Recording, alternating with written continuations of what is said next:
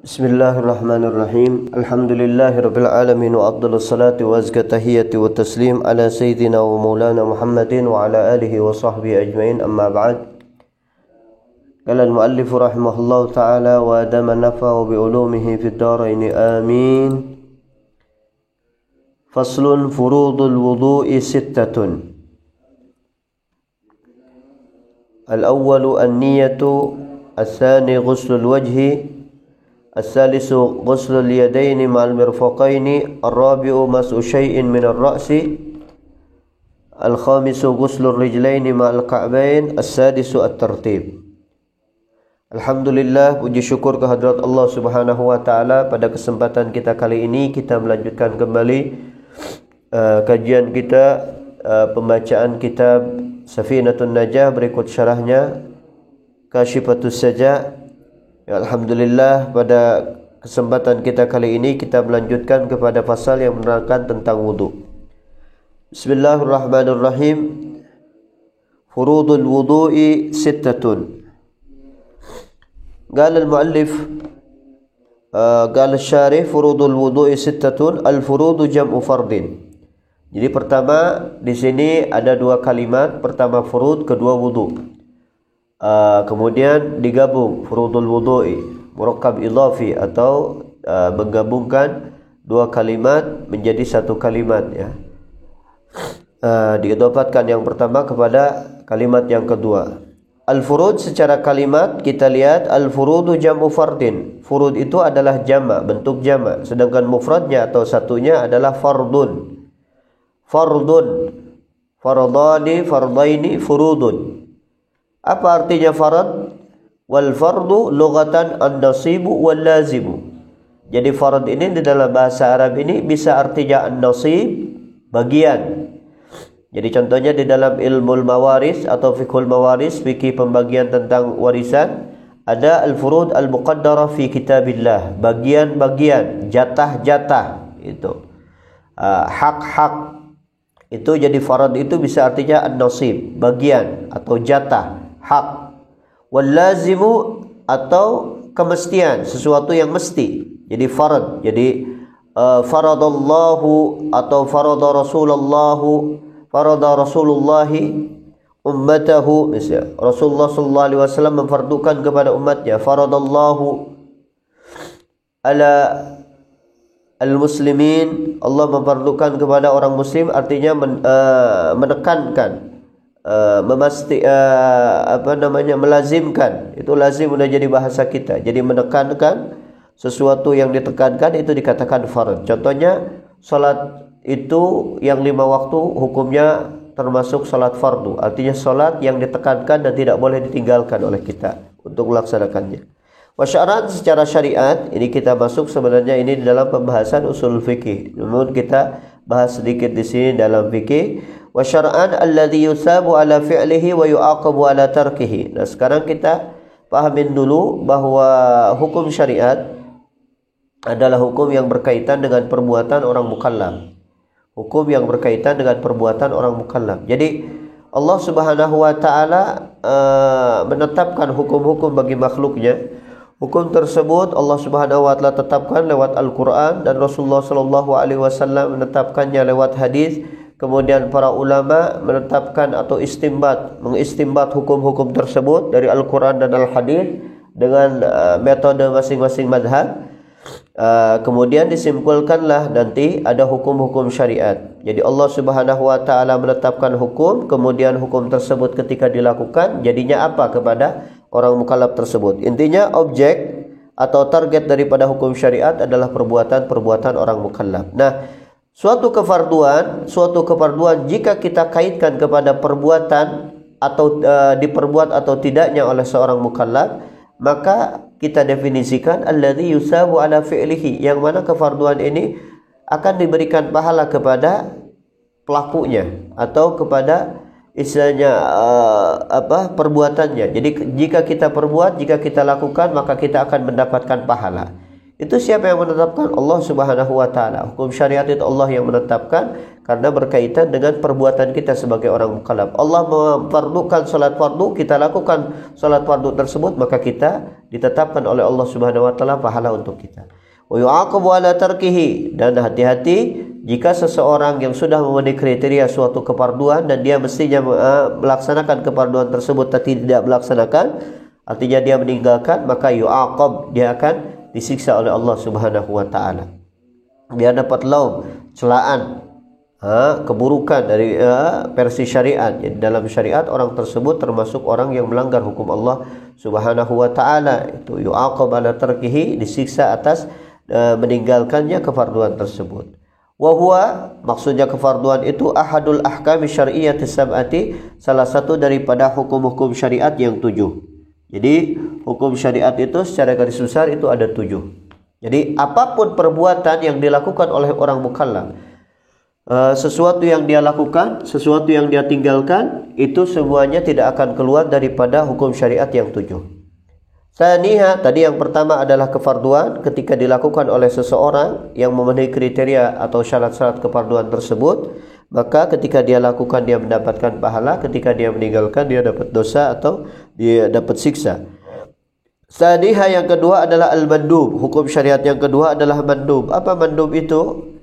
Wa huwa ma yusabu ala fi'lihi wa la yu'aqabu ala tarkihi, sesuatu daripada hukum Allah Subhanahu wa taala terhadap perbuatan orang mukallaf, yang mana ketika orang mukallaf tersebut melakukan sesuatu yang mandub tersebut, dia yusabu ala fi'lihi, diberikan pahala atas perbuatannya, seperti salat-salat sunat, qabliyah, ba'diyah, duha, salat puasa Kamis dan Senin. Itu ketika kita lakukan karena hukumnya dari Allah Subhanahu wa taala itu disunnahkan atau dimandubkan, maka orang tersebut akan diberikan pahala, wala yu'aqabu ala tarkihi, dan tidak akan disiksa atas meninggalkannya. Seseorang hanya karena misalnya rasa malas saja dia tidak mau melaksanakannya, bukan karena dia menentang syariat. Beda kalau dengan dia menentang syariat, ini hanya sekedar dia malas, dia mengakui bahwa amal ibadah-ibadah tertentu itu disunnahkan, dimandubkan oleh Allah Subhanahu wa taala dalam syariat, hanya saja dia tidak melakukannya karena malas saja, maka dia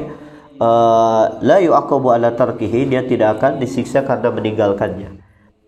Salisuha, yang ketiga daripada hukum syariat adalah al-muharram, sesuatu yang diharamkan. Ini kebalikan daripada kefarduan. Wa huwa ma yusabu ala tarkihi imtisalan wa yu'aqabu ala fi'lihi. Sesuatu ini contohnya meminum arak. Meminum arak itu diharamkan oleh Allah Subhanahu wa taala. Kepada siapa? Kepada orang mukallaf. Ketika orang mukallaf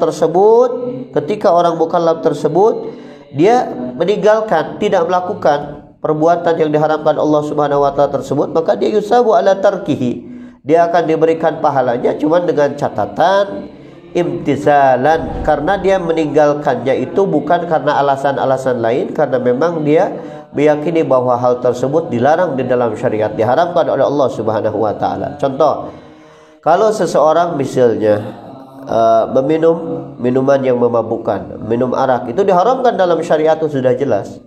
Kemudian ada seseorang dia punya kesempatan untuk minum minuman yang diharamkan, kemudian dia tidak mau meminumnya. Kenapa? Karena dia yakini itu diharamkan dalam syariat dan dia tunduk patuh kepada hukum tersebut, maka orang tersebut dapat pahala. Berbeda kalau ada orang yang biasa mabuk, kemudian dia jatuh sakit, berobat kepada dokter, kemudian dokter mengatakan bahwa orang tersebut mesti meninggalkan minuman-minuman yang beralkohol, minuman-minuman yang memabukkan, maka orang tersebut akhirnya berhenti. Nah, orang berhenti melakukan sesuatu yang diharamkan, namun berhentinya itu dia bukan karena tunduk kepada syariat, tapi karena alasan kesehatan, anjuran dari dokter, maka dia nggak dapat pahala. Itu yang disebut mayusabu ala tarki imtisalan wa yu'aqabu ala fi'lihi. Na'udzubillah, kalau seseorang melaksanakan sesuatu yang jelas-jelas diharamkan oleh Allah Subhanahu wa taala, maka dia yu'aqab, akan disiksa ala fi'lihi, atas perbuatan atau melakukan sesuatu yang diharamkan tersebut. Rabi'uha, yang keempatnya adalah al-makruh, sesuatu yang dimakruhkan. Apa itu makruh? Makruh itu lawan daripada mandub. Wa huwa ma yusabu ala tarki imtisalan, sesuatu dihukumi makruh, ini kita melakukannya, kemudian kita tinggalkan sesuatu yang makruh tersebut. Karena apa? Karena kita tunduk kepada syariat.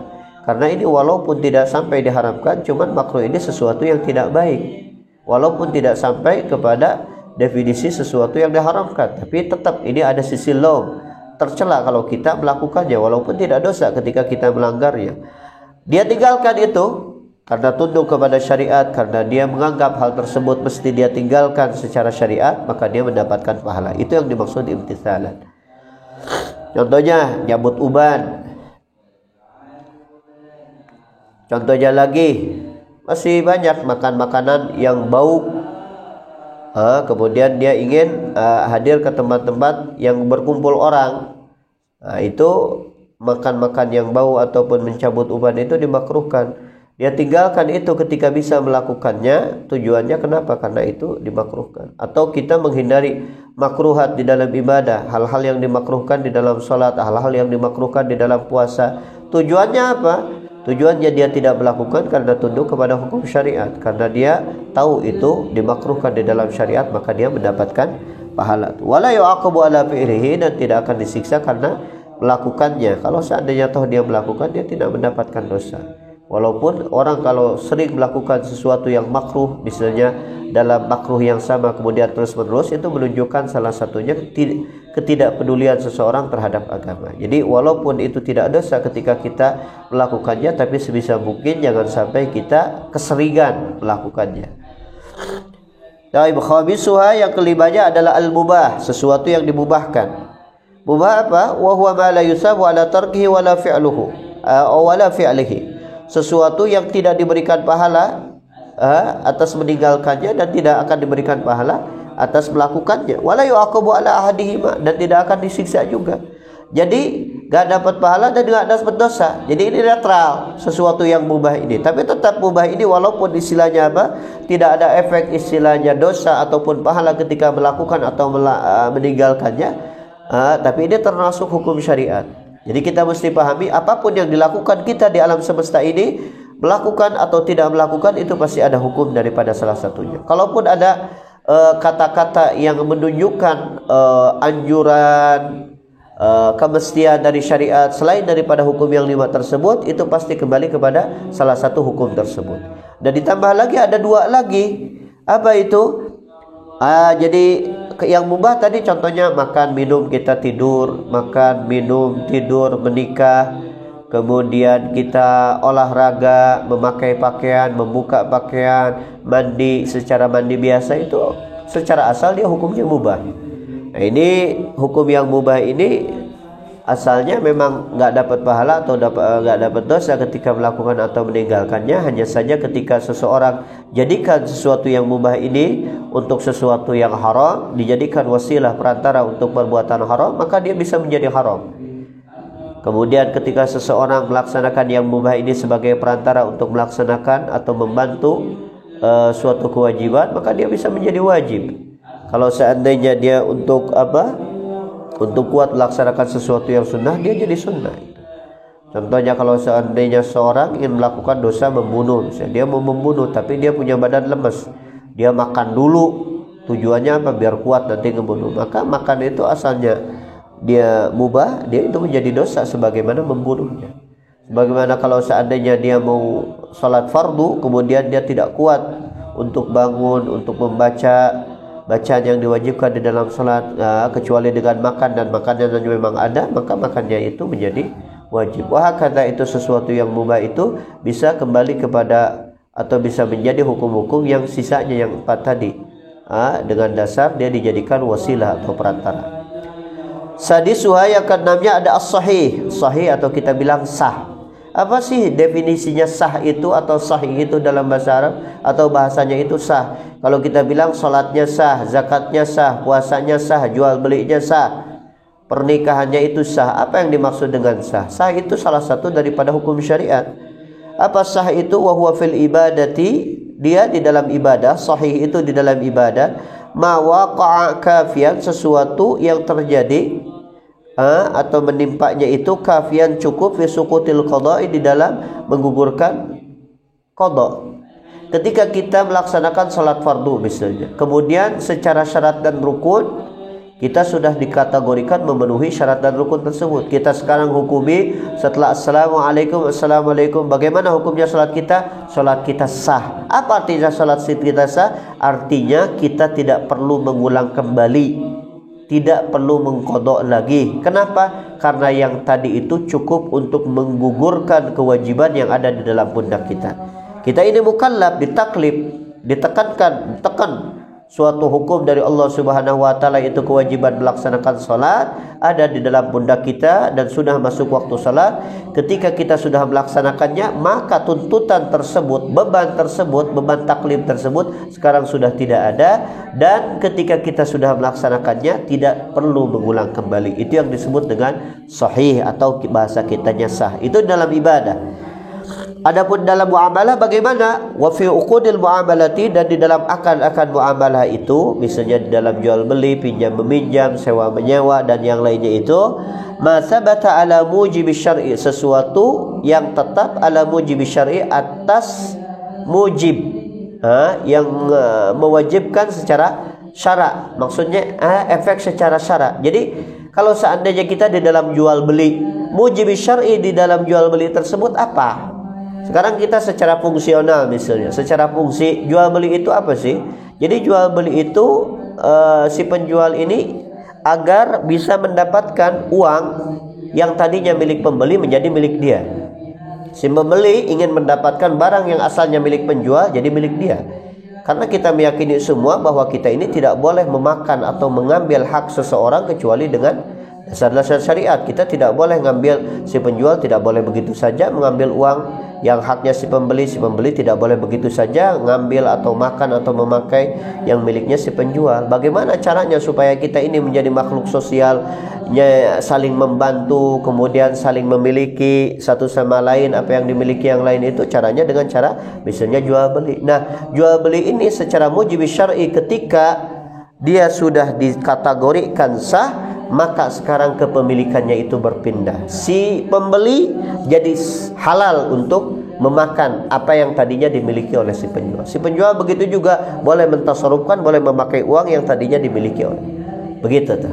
Artinya kalau seandainya jual beli ini tidak sah, maka barang yang dijual tersebut masih tetap kategorinya milik penjual. Uang yang diambil si penjual itu kategorinya tetap milik si pembeli. Itu yang dimaksud masabata ada mujib syar'i, sesuatu yang tetap sesuai dengan mujib, arahan daripada syariat, mujib syar'i. Jadi kita pahami di dalam muamalat itu begitu. Contohnya muamalat itu termasuk juga munakahat. Misalnya pernikahan, apa yang dikategorikan sah misalnya di dalam pernikahan yang tadinya istilahnya apa, si suami itu dengan si istri itu haram, bahkan jangankan untuk berhubungan suami istri, bahkan untuk khalwat pun berduaan itu juga diharamkan. Tetapi dengan akad tersebut sudah sah, akad pernikahannya, maka sekarang sudah dihalalkan kembali. Itu yang dimaksud dengan mujib syar'i. Sabi'uha, adapun yang ketujuh daripada hukum syariat ini yang terakhir adalah al-batil. Batil atau batal atau tidak sah. Batil itu kalau bahasa kitanya batal, tidak sah, nggak jadi. Nah, ini ada batil di dalam ibadat, ada batil di dalam muamalat sebagaimana tadi. Kalau sahih atau sahnya itu kalau secara ibadah itu sudah gugur sekarang kewajiban yang ada di pundak seorang mukallaf, kemudian dia tidak perlu mengqadha atau mengulang kembali. Kalau di dalam muamalat tergantung fungsi daripada muamalat tersebut disyariatkannya untuk apa. Nah sekarang kalau batil berarti sebaliknya. Sabiuha al-batil wa yuradifuhu, kemudian muradif menyamai kata batil itu atau istilah batil itu al-fasid fil asal. Kata fasid fil asal. Jadi boleh batil, boleh fasid. Batil suka diartikan batal, fasid diartikan rusak. Wa huwa fil ibadat, hukum batil atau hukum fasid ini di dalam ibadat malam yasqutul qada, sesuatu yang tidak gugur qada dengan melakukannya. Jadi ketika kita punya kewajiban, kita diwajibkan sekarang salat zuhur, kemudian salat zuhurnya enggak benar, kita katakan salat zuhurnya itu batil, tidak sah. Artinya apa? Sekarang kita wajib mengulangnya. Kewajiban itu masih ada di pundak kita. Wa fi uqudil muamalati, di dalam akad-akad muamalah itu ma khalafa syar'a, sesuatu yang bertolak belakang dengan syariat, tidak sesuai. Ini di dalam syariat jual beli ini syaratnya mesti begini, rukunnya mesti begini. Enggak. sekarang nggak memenuhi syarat dan rukunnya tersebut, justru dia melanggar sesuatu yang diwajibkan di dalam syariat melakukannya, berarti itu kita katakan batil. Ini jual beli, contohnya jual beli syarat di dalam ma'qud alaih, mesti barangnya barang suci, mesti barangnya barang bermanfaat. Enggak, dia mah ngerti jualan khamr, jualan barang najis. Itu di dalam syariat itu tidak sesuai akad-akadan seperti itu. Atau di dalam utang piutang tidak diperbolehkan, namanya mensyaratkan ada tambahan ketika membayarnya. Dalam syariat itu dikategorikan riba, termasuk dosa besar. Enggak, dia melanggar. Justru dia utang piutang sistemnya seperti itu. Itu berarti khalafa syar'a. Dia melanggar yang ditetapkan oleh syariat di dalam syarat-syarat dan rukun-rukun yang mesti ditepatinya. Nah, ini dikatakan batil. Misalnya pernikahan ada syarat istilahnya akidan, orang yang akad antara calon suami dengan mertua apa syarat-syaratnya, kemudian laki-laki atau calon suaminya apa syarat-syaratnya, dua saksi apa syarat-syaratnya, kemudian ijab kabul apa syarat-syaratnya, itu ditentukan oleh syariat begini syarat-syaratnya, kemudian disyarahkan oleh para ulama. Enggak, dia melanggar aturan-aturan tersebut, berarti ketika dia melaksanakan akadnya tersebut, maka akad pernikahannya dikategorikan batil, itu rusak, itu batal. Artinya apa? Sekarang fungsi daripada akad tersebut tidak boleh terjadi, tidak akan terjadi. Jadi pernikahan tersebut kalau tetap masih dilangsungkan kemudian melakukan istilahnya hubungan badan, itu jatuhnya dia suami istri tersebut bukan suami istri, jatuhnya perzinahan. Kalau di dalam jual beli, kalau tidak memenuhi dengan kriteria syariat tersebut, syarat dan rukunnya, berarti sekarang jual belinya batil. Artinya sekarang barang dagangan itu masih milik pedagang, kemudian uangnya masih milik pembeli. Kalau toh tetap dipaksakan, maka mereka termasuk memakan hak orang lain dengan secara batil. Taib. Beres itu membahas tentang furud. Furud itu jadi salah satu daripada hukum syariat, dan istilahnya secara garis besar di sini bahwa furud itu adalah sesuatu yang dilazimkan, dipastikan, sesuatu yang ditekankan gitu. Nah, kalau kita gabung dengan wudu, furudul wudu, nah kita bahas dulu apa itu wudu. Wal wudu lughatan ismun li ghasli ba'dil a'dha. Secara dasar, secara kita bahasa itu, kalau wudu itu membasuh sebagian anggota tubuh, itu dikatakan wudu. Dan banyaknya terjadi kalimat wudu ini untuk cuci tangan. Jadi wudu cuci tangan itu. Atau kita istilahnya apa? Hanya sekedar membasuh muka, atau kita membasuh tangan saja di luar wudu-wudu secara syar'i, itu dikatakan kategorikan wudu. Cuman kebanyakan wudu itu di dalam cuci tangan itu. Secara bahasa ma'khudun minal wada'ati, pengambilan atau mushtaqnya itu wudu itu daripada wada'ah. Apa itu wada'ah? Wa wal husnu wal jamal, indah kemudian cakep. Sesuatu yang indah dan cakep itu dikatakan wada'ah. Memang ini sesuai antara isim dengan musamma, antara nama dengan yang diberi namanya. Seseorang yang selalu melazimkan wudu, maka Allah Subhanahu wa taala memberikan cahaya kepada orang tersebut di dunia dan di akhirat nanti. Salah satu kelebihan umat Rasulullah sallallahu alaihi wasallam, mereka dipanggil al-ghurrul muhajjal, al-ghurrul muhajjalun atau al-ghurril muhajjalin. Jadi mereka itu mempunyai cahaya-cahaya bekas wudu mereka.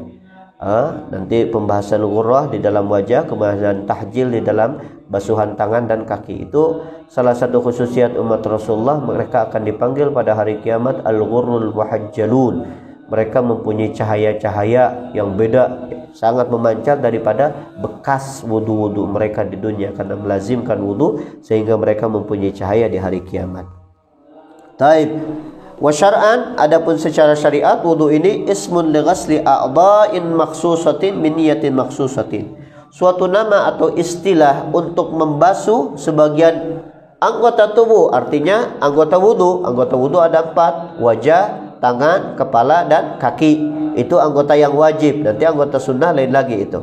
Jadi membasuh sebagian anggota tubuh atau hanya anggota maksusah saja, anggota tubuh tertentu, yaitu anggota tubuh yang 4, biniyatin maksusatin, dan didasari dengan niat tertentu, niat wudu.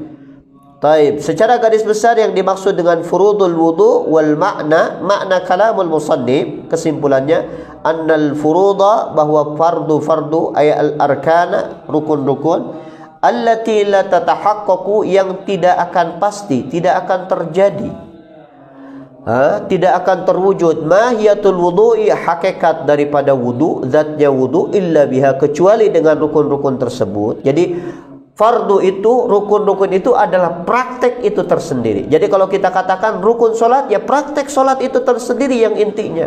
Furudul wudu atau arkanul wudu, praktek atau inti daripada praktek wudu tersebut. Seandainya rukunnya tersebut kurang, berarti praktek wudunya tersebut tidak dikatakan wudu, karena wudunya tidak terjadi kecuali mesti dengan rukun atau istilahnya kegiatan atau perbuatan tersebut. Rukun solat berarti hal-hal bagian daripada solat, bagian intinya seandainya tidak ada, maka tidak akan terjadi solatnya. Itu yang dimaksud allati la tatahaqqaqu mahiyatul wudu illa biha, yang tidak akan terjadi, tidak akan terwujud. Mahiyah itu zat atau hakikat sesuatu, hakikatnya wudu, kecuali dengan rukun atau fardu tersebut. Itu semuanya sittatun, ada 6. Fal muradu bil fardi huna khususur rukni. Jadi yang dimaksud dengan farad di sini bukan farad-farad secara hukum syariat sebenarnya, tapi khususur rukni, khususnya rukun saja, rukun bagian inti, bagian inti. Misalnya rumah itu kan ada furudnya, ada rukunnya, ada hal terpenting, itu baru dikategorikan rumah. Misalnya rumah itu ada dindingnya, ada atapnya, ada lantainya, kemudian ada pintunya, itu dikatakan rumah. Tapi lemari itu bukan rukun daripada rumah tersebut. Seandainya orang di rumahnya itu nggak ada lemari, tetap dikategorikan rumah. Itu hanya sekedar pelengkap. Itu sekedar pelengkap itu. Tapi kalau seandainya kita ini rumah katanya udah jadi, tapi rumahnya itu nggak ada misalnya atapnya atau nggak ada daknya, misalnya nggak tertutup gitu, kebuka, itu masih dikategorikan rumah belum jadi, rumah belum beres, belum dikatakan rumah itu. Begitu juga sholat, orang sholat cuman dia nggak baca Fatihah, kita katakan rukunnya kurang tuh sholat tersebut, berarti sholatnya belum terjadi, belum dikatakan sholat itu. Wudu, udah semuanya, tinggal cuci kaki sebelah kiri belum beres nanti. Kemudian dia ditanya, itu udah wudu atau belum? Kita tanya, itu belum, wudunya belum beres, belum dikategorikan dia sudah wudu itu. Itu yang dimaksud la tatahaqqaqu mahiyatul wudu illa biha. Jadi yang dimaksud furud di sini bukan farad tadi pembahasan, karena sekarang furudul wudu 2 kalimat sudah menjadi 1 kalimat. Furud mempunyai arti tersendiri, wudu mempunyai arti tersendiri. Ketika digabungkan furudul wudu, ini punya arti tersendiri. Jadi yang dimaksud furudul wudu di sini adalah khususur rukun. Yang dimaksud adalah rukun atau bagian inti, bagian terpenting daripada terwujudnya sebuah kegiatan, yang di sini kegiatannya adalah wudu. Taib, itu ada 6. Al-awwalu, yang pertama adalah an-niyatu, niat. Jadi niat. Ini semua furudul wudu itu ditetapkan oleh Allah Subhanahu wa taala dalam firman-Nya. Ya ayyuhalladzina amanu idza qumtum ilas salati faghsilu wujuhakum wa aydiyakum ilal marafiqi wamsahu bi ru'usikum wa arjulakum ilal ka'bain. Itu 4. Rukun wudu itu atau furudul wudu itu disebutkan membasuh muka, membasuh tangan, mengusap kepala, kemudian membasuh kaki. Adapun yang 2 lagi, niat dengan apa? Niat dengan tertib. Disebutkan itu kewajiban niat itu umumnya sabda Nabi sallallahu alaihi wasallam, yaitu innamal a'malu binniyat. Di situ ada innama, adatul hasr atau membatasi hukum. Jadi hukum tidak akan terjadi kecuali dengan perbuatan yang lain. Jadi al-a'mal, perbuatan-perbuatan atau amaliyah ibadah itu tidak akan terjadi kecuali dengan niat. Artinya kalau niat tidak ada, maka amal tersebut juga tidak akan ada. Jadi niat, niat dalam ibadah. Kemudian banyak para ulama menafsirkan juga dalam firman Allah Subhanahu wa taala, "Wa ma umiru illa liya'budullaha mukhlishina lahuddin hunafa." Yang dimaksud mukhlishina lahuddin adalah an-niyat fil ibadah. Mereka tidak diperintahkan kecuali menyembah Allah Subhanahu wa taala dengan ikhlas. Ikhlas ini lewat hati. Hati ini artinya mengikhlaskan ibadah ini dengan cara niat. Ini banyak menafsirkan ayat tersebut kewajiban di dalam niat. Taib, al-awwalu an-niyatu. Dan sekarang kita niat, bahas secara singkat. An-niyatu lughatan al-qasdu. Niat itu dari segi bahasa adalah tujuan. Jadi niat kamu apa? Maksudnya tujuan kamu itu apa? kamu sekarang duduk di sini, tujuannya apa? Niatnya apa? Itu sudah jadi bahasa kita. Dalam bahasa Arab pun begitu. Madza nawait?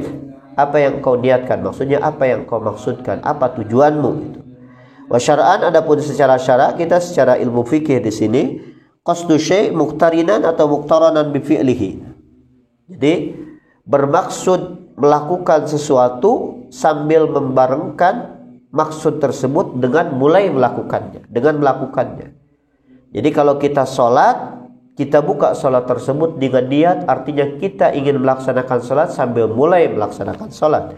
Kita wudhu, kita mau wudhu sambil kita melaksanakan wudhunya tersebut. Mulainya wudhu kapan? Dari wajah. Oleh karena itu niatnya itu di dalam wajah. Saya melaksanakan wudhu, saya melaksanakan sholat, saya melaksanakan puasa, saya melaksanakan, atau niat itu niat-niat tersebut melaksanakan, istilahnya niat untuk melaksanakan sesuatu sambil mulai.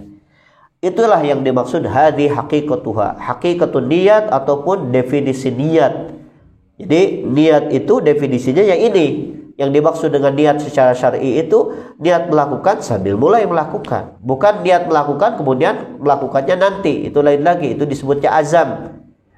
Saya azam mau safar besok, mau bepergian besok, itu namanya azam. Kenapa? Bukan niat secara syar'i itu. Karena dia ingin melakukannya kemudian melakukannya besok itu. Nah nanti di dalam niat apa saja? Niat apa saja? Ibadah-ibadah yang membutuhkan kepada niat, maka di dalam niat tersebut ada hukum-hukum yang mesti terpenuhi. Itu ada 7 semuanya. Ada 7 hal-hal atau hukum-hukum yang berkaitan tentang niat ini. Pertama adalah definisi atau hakikatun niat itu. Taib. Yang pertama, definisi niat adalah qasdu syai' muqtarinan atau muqtaranan bi fi'lihi. Bermaksud untuk melakukan sesuatu kemudian sambil mulai melakukannya, berbarengan dengan melakukannya. Ada lagi yang kedua yang berkaitan dengan niat adalah pembahasan tentang hukumnya. Wa amma hukmuha, adapun hukum niat fal wujubu ghaliban. Umumnya niat di dalam ibadah itu wajib. Salat wajib niat, puasa wajib niat, zakat wajib niat, wudu wajib niat, mandi wajib itu wajib niat. Wah karena itu jadi umumnya niat itu wajib di dalam amaliyah ibadah. Nanti kalau pembahasan muamalah munakaha lain lagi itu. Wal wujubu ghaliban. Ada niat-niat yang tidak diwajibkan di dalam amaliyat itu ada. Contohnya kita di dalam azan tidak diwajibkan niat. Contohnya kalau kita menghilangkan najis tidak diwajibkan niat. Contohnya pula kita di dalam memandikan mayit. Memandikan mayit itu termasuk fardu kifayah, termasuk farad kewajiban, tapi niat untuk memandikannya itu termasuk sunnah itu. Jadi tapi umumnya kalau kita katakan niat di dalam setiap ibadah itu rata-rata apa hukumnya? Wajib itu. Wa mahalluha, tempatnya niat itu al-qalbu, di hati. Jadi niat itu cukup terlintas di hati kita ketika melakukannya. Kita melaksanakan salat sambil takbiratul ihram, terlintas di hati kita, saya melaksanakan salat zuhur itu. Kalau kita sambil wudu, saya niat melaksanakan wudu menghilangkan hadas. Wah, kadza itu tempatnya hati. Tempatnya hati. Adapun talaffuz mengucapkan itu hukumnya sunnah. Di dalam mazhab Imam Syafi'i talaffuz mengucapkan niat ini hukumnya sunnah. Talaffuz bin niyat ini, talaffuz bin niyat. Jadi talaffuz, apa sih talaffuz? Ada talaffuz, ada jahar. Kalau talaffuz itu dia melafalkan suatu amalan, misalnya kalau di sini niat terdengar oleh dia sendiri. Kalau dia istilahnya apa? Talaffuz dengan melafalkan dengan lisannya niat wudu, nawaitu fardhul wudu misalnya, lillahi ta'ala, nawaitul wudu li raf'il hadasil asghar lillahi ta'ala. Nah dia kedengaran dia sendiri, itu namanya talaffuz. Talaffuz di sini di dalam mazhab Imam Syafi'i, di dalam mazhab Syafi'i itu disunnahkan. Alasannya satu, liyusaidal lisanul qalba, agar lidah kita ini bisa membantu hati kita untuk terfokus dalam berniat. Jadi kadang-kadang kita ini, hati kita ini gak bisa diam, gak bisa fokus ketika kita mulai ibadah, masih kemana-mana. Tapi kalau mulut kita sudah membacakan nawaitul wudu, maka hati kita, oh iya, nawaitul wudu, dia mengikuti apa yang diucapkan oleh lisan. Jadi liusaidal lisanul qalba, untuk untuk membantu lisan kita kepada hati untuk berniat ya. Adapun masalah dalilnya panjang lebar, secara singkatnya bahwa ada beberapa talafuz niat itu secara nas, ada yang secara kias ya, secara kias. Jadi secara lafaz bahwa dalam mazhab Syafi'i ini pernah Rasulullah Shallallahu Alaihi Wasallam melafadzkan niat ihram untuk melaksanakan haji, dan pernah juga Rasulullah Shallallahu Alaihi Wasallam itu ketika pagi hari bertanya kepada Sayyidah Aisyah, ditanya apakah ada sesuatu, maksudnya buat sarapan, maka Sayyidah Aisyah mengatakan kita nggak punya apa-apa. Maka Rasulullah Shallallahu Alaihi Wasallam mengatakan idzan ana shaim, kalau begitu aku berpuasa. Ma'asyirus Syafi'iyah, ini ma'asyirus Syafi'iyah, ulama-ulama Syafi'iyah, mereka mengatakan bahwa ucapan Nabi ana shaim, aku berpuasa, adalah talafuz bin niat, melafalkan niat berpuasa, puasa sunnah itu. Baik, intinya kita nggak perlu panjang lebar. Istilahnya ada yang mengatakan niat, hukum niat ini ada yang membolehkan atau tidak. Kita katakan secara mazhab Syafi'i yang kita istilahnya amini, yang kita ikuti ya, kita mengatakan sunnah. Alasannya untuk membantu lidah kita, untuk hati kita terfokus melaksanakan niat. Taib, ada lagi hukum yang keempat. Tadi hakikatun niat, hukmun niat, mahallun niat. Ada lagi zamanun niat. Waktu niat ini kapan? Kapan dilakukannya? Awalul ibadah. Waktu niat ini awal ibadat. Kalau kita salat dengan takbiratul ihram, kalau wudu dengan basuh muka, kalau mandi berarti mulai menyiramkan air ke tubuh kita. Kalau haji berarti waktu mulai ihram, itu niat awalul ibadah. Awal-awal ibadat berarti niatnya di situ. Illa sauma, kecuali berpuasa. Kecuali puasa, kan puasa itu mulainya dari terbitnya fajar. Nah, setiap orang itu repot kalau setiap orang mau niat berpuasa, berarti masing-masing mesti nunggu fajar pas. Mending kalau yang adzannya itu, yang muadzin itu pas dia fajar langsung dia Allahu Akbar, orang langsung nawaitu shauma ghadin. Itu kan repot itu.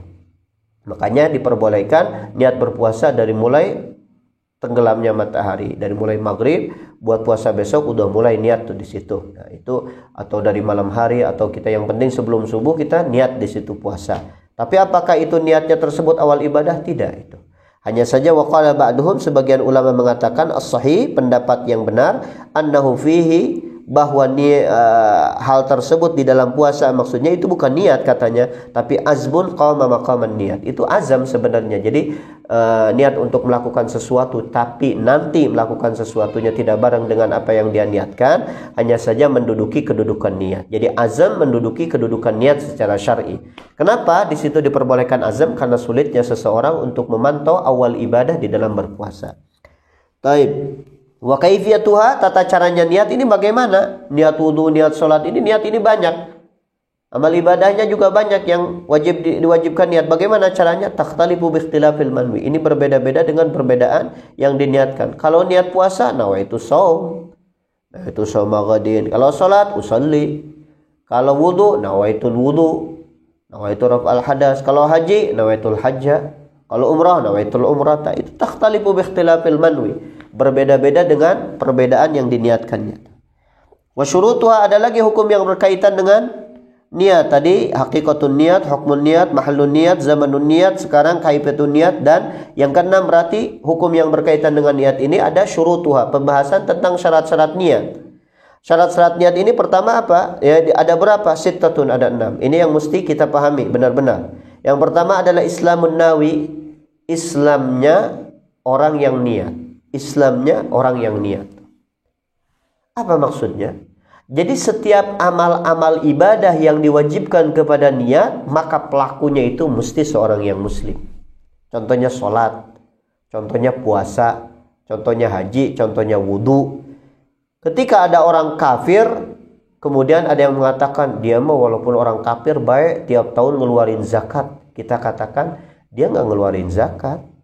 Dan apa yang dia keluarkan itu tidak disebut zakat. Kenapa? Sebab zakat itu membutuhkan niat. Sedangkan di dalam niat itu setiap orang yang niat, maka niatnya itu mesti dilakukan oleh seorang yang beragama Islam, Islamun nawi.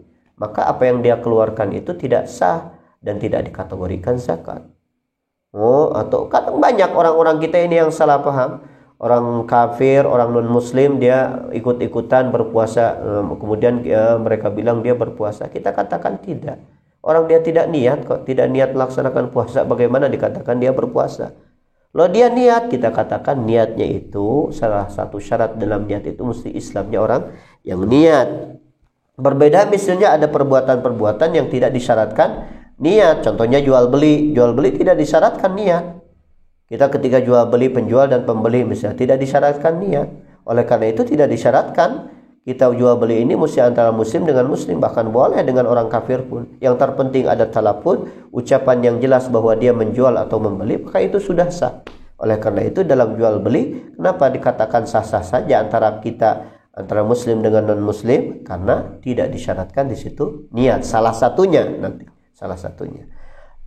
Tapi setiap amal ibadah yang membutuhkan kepada niat maka disyaratkan pelakunya itu mesti muslim. Islamun Nawawi. Yang kedua wa tamyizuhu. Tamyiz itu banyak yang mengartikan kalau di kampung-kampung itu cedok. Artinya akalnya itu sudah berfungsi. Dia sudah bisa membedakan mana yang baik dan tidaknya. Atau banyak yang mengkategorikan secara dalam mazhab Imam Syafi'i adalah anak kecil yang sudah makan minum dan istinja cebok sendiri. Istilahnya buat maslahat dialah, secara garis besar dia buat hidup itu makan minum dan cebok itu sudah bisa sendiri. Atau ketika ditanya dia sudah bisa menjawab secara garis besar. Itu tamyiz. Artinya anak kalau udah 7 tahun ke atas mereka itu sudah dikategorikan tamyiz. Jadi anak-anak kecil yang di bawah usia 7 tahun, 5, 4 tahun dia sudah bisa berwudu, itu sekedar dia belajar wudu saja. Tapi secara wudu syar'i apakah sudah dikategorikan wudu? Itu belum. Karena apa? Karena walaupun bagus dari awal sampai akhir, mereka belum ahlun linniyah, belum dikategorikan niat itu belum dikategorikan sah. Kenapa? Karena mereka belum mumayyiz. Itu syaratnya itu mesti mumayyiz orangnya, mesti tamyiz. Termasuk orang gila, termasuk orang mabok, itu orang-orang seperti itu yang tidak berfungsi akalnya itu tidak sah melaksanakan wudu atau salat atau setiap amal ibadah yang membutuhkan kepada niat karena mereka tidak berfungsi akalnya. Kemudian yang ketiga syaratnya niat itu wa ilmu bil manwi, dan tahu dia punya pengetahuan dengan apa yang dia niatkan. Jadi ketika seseorang wudu kita tanya, kamu sudah bisa belum praktek wudu? Jadi niat wudu maka praktek wudunya juga mesti bisa. Niat sholat, kenapa? Sebab niat ini kepastian untuk melakukannya juga. Bagaimana dia bisa memastikan sesuatu yang dia sendiri belum tahu ilmunya seperti apa? Jadi ikut-ikutan itu tidak sah di dalam ibadah yang membutuhkan kepada niat itu. Kenapa? Sebab dia mesti ilmu bil manwi, mengetahui apa yang dia niatkan, prakteknya itu yang dia niatkan itu dia mesti tahu itu. Jadi ketika dia berwudu dia sudah bisa praktek wudu. Ketika dia niat sholat sudah tahu praktek sholat. Kemudian wa adamul munafi, kemudian dia tidak boleh terjadi pada diri orang yang niat itu sesuatu yang bertolak belakang dengan niat. Niat itu kan saya niat. Jadi kalau seandainya saya niat, tapi nggak jadi niatnya. Tapi jadi aja dah. Nih, orang-orang ini yang istilahnya yang ragu-ragu untuk niat sesuatu itu tidak sah. Kenapa? Niat itu kan kepastian, keinginan pasti untuk melakukan sesuatu sambil melakukannya. Kalau dia masih ragu-ragu berarti tidak sah untuk melakukannya. Itu namanya adabul munafi. Jadi tidak boleh ada sesuatu yang bertolak belakang dengan niat apa. Contohnya ketidakinginan untuk berniat atau istilahnya ragu-ragu untuk berniatnya itu.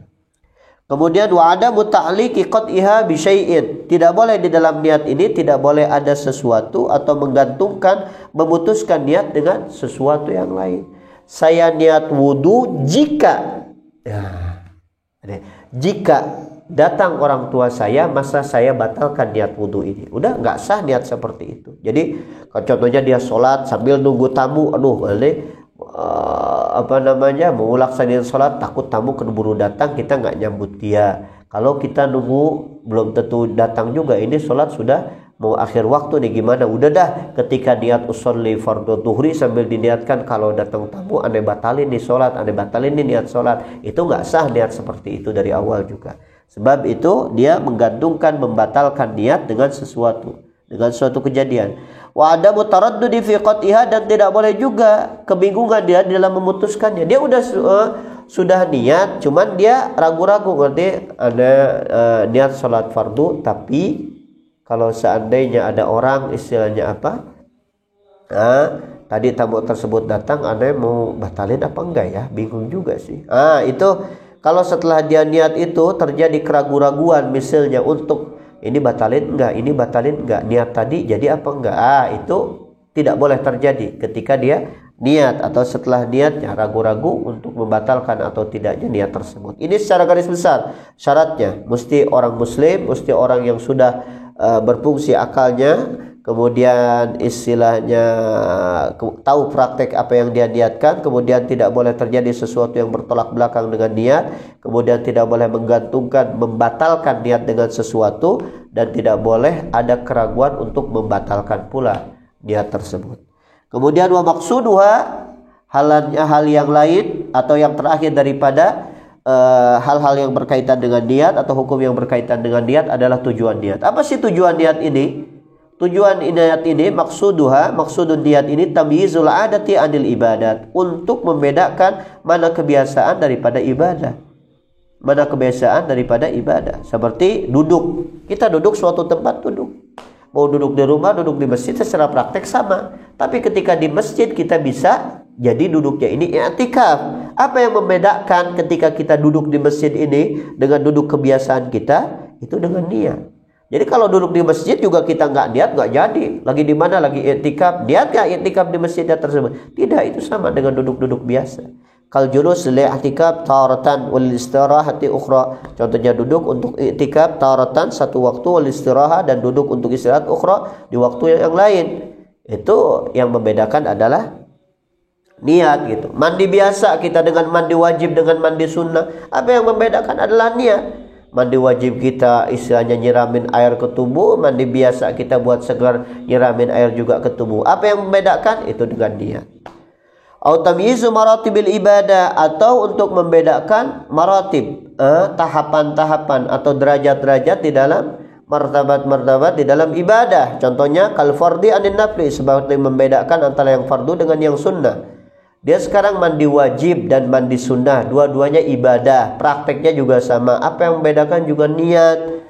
Nawaitul wudu, nawaitul ghusla li raf'il hadasil akbar, nawaitu fardul ghusli, nawaitu ghuslal jumu'ah. Apa yang membedakan niat mandi Jumat dengan mandi Jumat yang sunnah dengan mandi wajib daripada menghilangkan hadas besar? Itu dengan niat.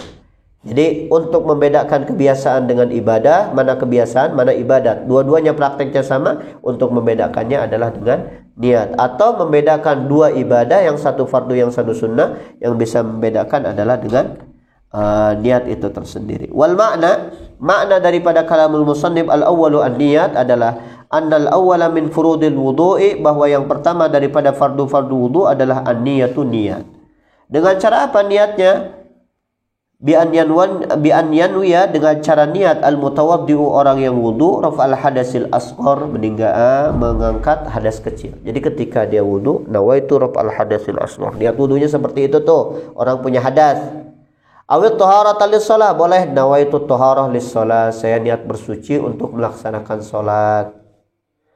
Au fardul wudu, nawaitu fardul wudu. Au al-wudu, atau nawaitul wudu, udah cukup. Nawaitul wudu lillahi ta'ala. Nawaitu raf'al hadasil asghar, nawaitu taharah lis-shalah, nawaitu fardul wudu, nawaitul wudu. Boleh. Ini niat-niat tersebut ada berapa di sini? Ada niat empat macam ya, niat di dalam wudu. Ini nih yang dibahas itu illam yakun hadatsu daiman, dengan catatan dia tidak mempunyai hadas yang daim, yang terus-menerus. Jadi tidak kencing-kencing terus, tidak kentut-kentut terus. Kalau perempuan itu tidak terus keluar istihadah, darah istihadah. Nah ini orang yang dikatakan salim, orang yang tidak mempunyai penyakit hadas yang terus-menerus, hadas kecil yang terus-menerus. Wa illa, kalau enggak, kalau tidak, artinya kalau orang mempunyai hadas daim, contohnya dia kencing-kencing terus, maka niatnya ketika wudu bagaimana? Fayanwi istibahata fardis shalah au nahwiha. Dia niatnya itu jangan menghilangkan hadas, karena hadasnya tidak hilang, orang hadasnya terus menerus, maka niatnya itu untuk diperbolehkan dia melakukan sesuatu yang membutuhkan kepada wudu. Misalnya saya niat wudu untuk diperbolehkan sholat, atau langsung saya niat untuk diperbolehkan sholat fardu. Nawaitu istibahata fardis sholah, nawaitu istibahata masil mushaf, nawaitu istibahata naflis sholah, atau yang lainnya tuh. Dengan bahasa kita misalnya boleh saya niat untuk diperbolehkan sholat, saya niat untuk diperbolehkan sholat fardu atau sholat sunat atau tawaf atau yang lainnya. Taib wala takfihi, dan tidak mencukupi orang yang daimul hadasnya terus-terusan, dan niat sabiqati, salah satu daripada niat-niat yang sudah lewat atau niat-niat yang tadi yang 4 tersebut. Taib. Kemudian ketika kita niat tadi zamanun niat itu, waktu niat itu adalah awal ibadah. Ketika di dalam wudu, awal ibadah adalah membasuh muka. Wala budda, dan mesti antaktarina an-niyatu, berbarengan niat bi ghusli awwali juz'in, dengan membasuh awal anggota minal wajhi, daripada awal bagian daripada wajah. Jadi mesti, jadi jangan megang air udah niat di situ, enggak. Niatnya itu pas air nempel di wajah kita tuh, di bagian wajah kita, langsung di situ hati kita bilang nawaitul wudu li rabbil hadasil asghar. Itu. Kama yu'lamu bima ya'ti, sebagaimana akan diketahui, akan dibahas bima ya'ti, dari sesuatu yang akan datang. Nanti dibahas istilahnya di dalam pembahasan wajah. Nah, ini sebagian atau sedikit kita tentang pembahasan tentang muqaddimah di dalam wudu, dan istilahnya mulai daripada rukun wudu atau fardu wudu yang pertama yaitu niat. Dan kita sebaiknya sebagai seorang muslim yang baik senantiasa kita menjaga wudu kita, menjaga dalam keadaan berwudu, dalam keadaan suci. Sebab banyak sekali fadilah atau fawaid orang-orang yang senantiasa menjaga wudunya. Salah satunya dijauhkan oleh Allah Subhanahu wa taala daripada musibah, dan didekatkan dengan malaikat-malaikat pembawa rahmat Allah Subhanahu wa taala. Mungkin cukup sekian kajian kita. Insyaallah pada kajian selanjutnya kita akan membahas rukun atau fardu wudu yang kedua. Wallahu a'lam bishawab.